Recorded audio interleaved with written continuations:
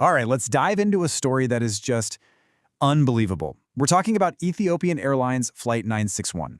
This was a hijacking that ended in one of the most dramatic water landings ever caught on camera. It's an incredible story, so let's get right to it. So picture this, November 23rd, 1996. A huge passenger jet is just falling. No explosion, no obvious mechanical failure, but it's plummeting toward the Indian Ocean, hundreds of miles from where it's supposed to be. The big question is, how on earth did it get there? And trust me, the answer isn't as simple as a couple of failed engines. Okay, so our story begins with a hijacking over Africa. What started as a completely routine flight, well, it takes a terrifying turn. So let's take a look at who and what was on this flight. You've got Captain Lulabate, a super experienced pilot with over 11,000 flight hours. He's flying a Boeing 767. On board, 175 souls in total, a mix of tourist and business travelers. And interestingly, a couple of notable passengers were on that flight, the famous journalist Mo Amen and a U.S. diplomat, Frank Huddle. Everything about this flight screamed normal. A multi-stop trip to the Ivory Coast, just another day at the office.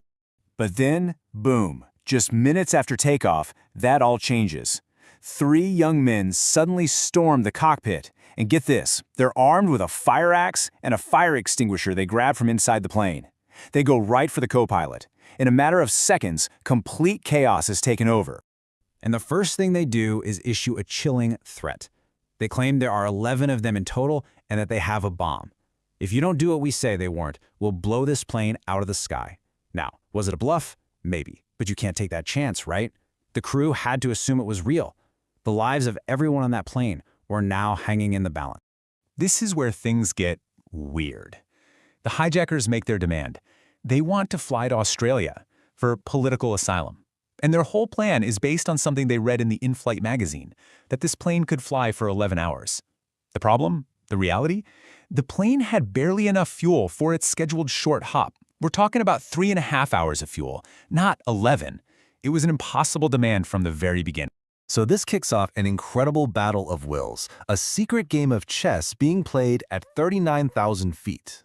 Now, here is a truly wild fact about Captain Abate. This wasn't his first rodeo. I mean, can you even imagine? This was his 3rd hijacking. He'd been hijacked once before and forced to fly to Nairobi, and a second time forced to fly to Sweden.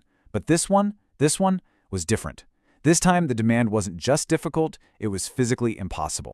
Captain Abate knew that flying out over the open ocean was a suicide mission. So he comes up with a secret plan. He agrees to their demands, tells them, okay, we're going to Australia. But really, he banks the plane and starts flying